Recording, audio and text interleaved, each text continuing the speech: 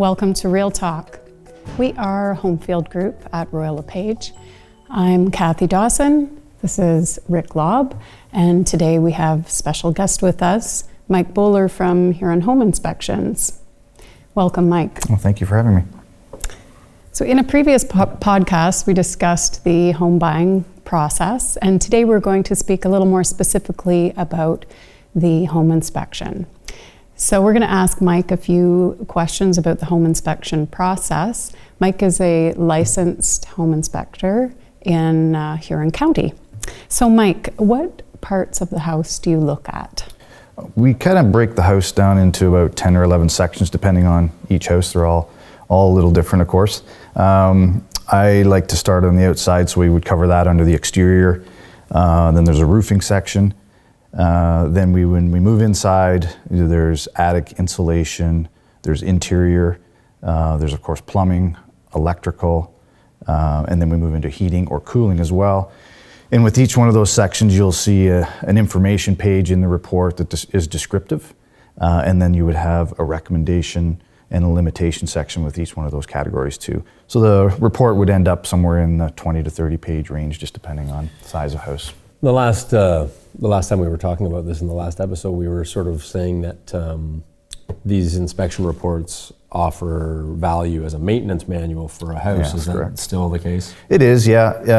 There is a portion of that built into the back if you kind of follow through and read into the end. And then there will be recommendations on maintenance brought into the report as well. Sometimes it's something I would add in that's individual to the house, and then there's also your standard sort of click form that would kind of cover a general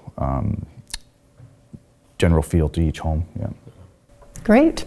And during the inspection, are there any specialized tools that you use? Yeah, for the most part, it's your eyes, to be honest with you. But we do carry specific tools. There's different testers for electrical and plumbing as well.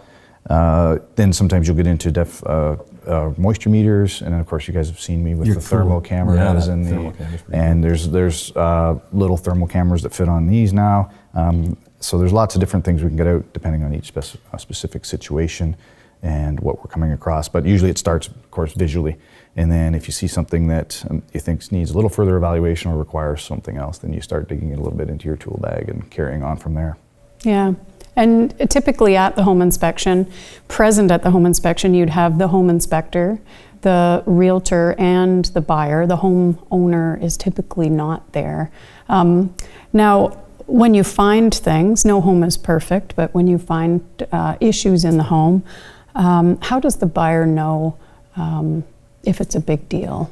Well, that would definitely be a discussion that would happen during or near the end of the inspection. And if it's something that's, what you're calling a big deal, we would probably be talking about it more than once just to make sure that they've got a grasp or a handle on what the situation is. And typically when we say big deal, that translates into dollar value as far as costs of repair or replacement, right, or insurance concern, meaning you may have issues getting insurance on the home because of this issue. So yeah, big deals are usually dollar values. Smaller concerns would be under $100 fixes, whether it's a broken light switch or something simple like that. Into major structural problems would be considered big deals. Maybe coming across some issues with asbestos or mold or things like that can get into the thousands of dollars as far as remediation, cost of repair, replacement, that sort of thing. Okay, and when these repairs come up, do you give an idea of how much things are going to cost?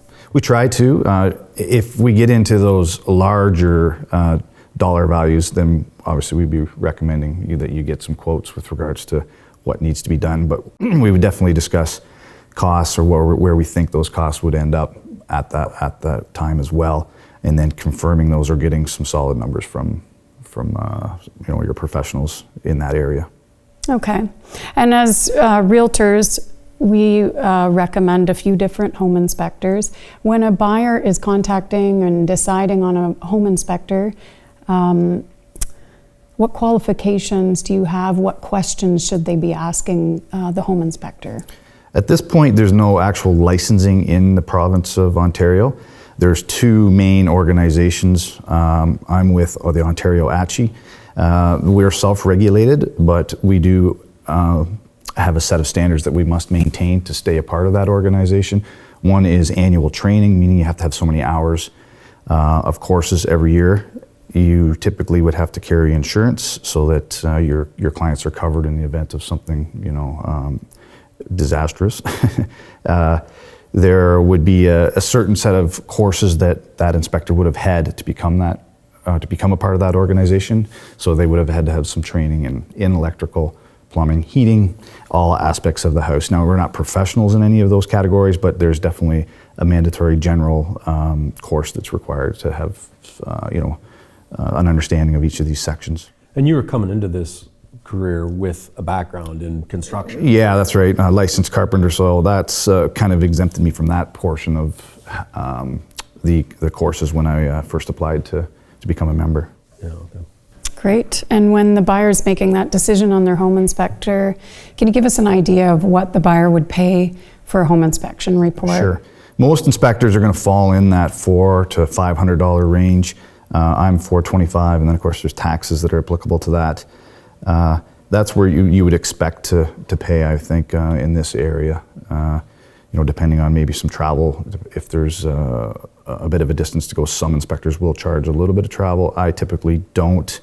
If I'm within an hour's distance, I usually stay to that $425. Of course, size depends as well. If you're getting in a multi-unit building, then there may be an increase in cost with regards to that as well. That makes sense. Now, if the house has a wood-burning fireplace, you mentioned insurance concerns before. Yep. Typically, if there's a wood-burning fireplace in the home insurer will want to see a wet inspection report.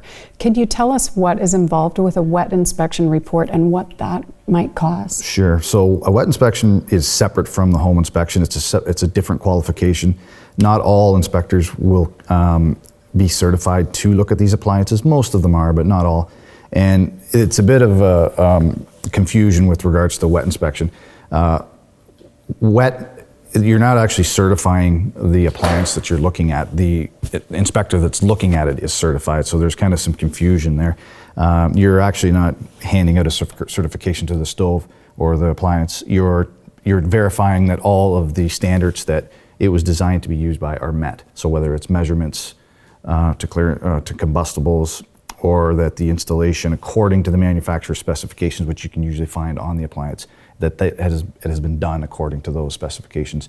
Then when you get into fireplaces that have been built with a home, that falls back to building code and not so much manufacturer specifications. So you just gotta confirm that it is still up to code and that it's safe to use, and that nobody's changed how it was meant to be, how it was built, or how it was meant to be built in any way that makes it unsafe.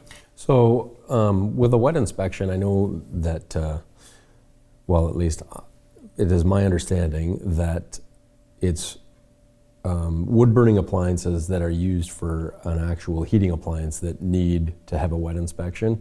Is an open fireplace, like just a wood fireplace, something that also needs to be wet certified? Yeah, if it's inside the home, it would, depending on the insurance company. Some of them don't. So they're all different. All have their own reasons for wanting something looked at. More commonly, I would find that it's wood stoves because they are designed to heat a home. Sometimes your wood fireplaces that you've seen in century homes where people use them more as aesthetics now. Yeah. But they could still, your insurance company may still ask to have them inspected to make sure that they're compliant. Okay, so it's up to the insurance company as to whether or not the wood burning appliance needs to have a inspection or a certification or not. That's right. Yeah.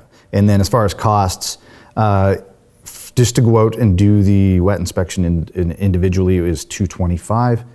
If you're doing a home inspection and you want to tie a wet inspection in with it, it's just that's a $100 fee because I've already traveled to the home and we're there, and it can be done at the same time. Right. Okay, that's great. And are there any other things any other inspections that might be a little more specialized that aren't included in the regular home inspection that a buyer might want to consider? Yeah, definitely. Especially rural properties. You guys have all been through this, where we've possibly set up a septic inspection or a well inspection during the home inspection. Sometimes you can't always coordinate that to be done at the same time, but that's definitely something I would recommend. I'm sure you guys typically would too, a septic inspection. If we get into a home and we do come across some materials that we feel may contain, asbestos or something along that lines, then you can't determine that visually on site. The material would have to be tested in a lab to confirm that it is what we suspect. So that falls into mold and other hazardous materials that might be present. That's great. Yeah. Well, as realtors, we always recommend a home inspection report. They're a wealth of information, and they're a good guideline for you as a homeowner to make notes in as you make improvements to the home. I want to thank you for joining us today, Mike. Oh, you're welcome. Thanks for and having me. thank you, everyone, for listening. Again, we are HomeField Group with Royal LePage. If you want some more information about us, you can look us up online at www.homefieldgroup.ca. We'll see you next time.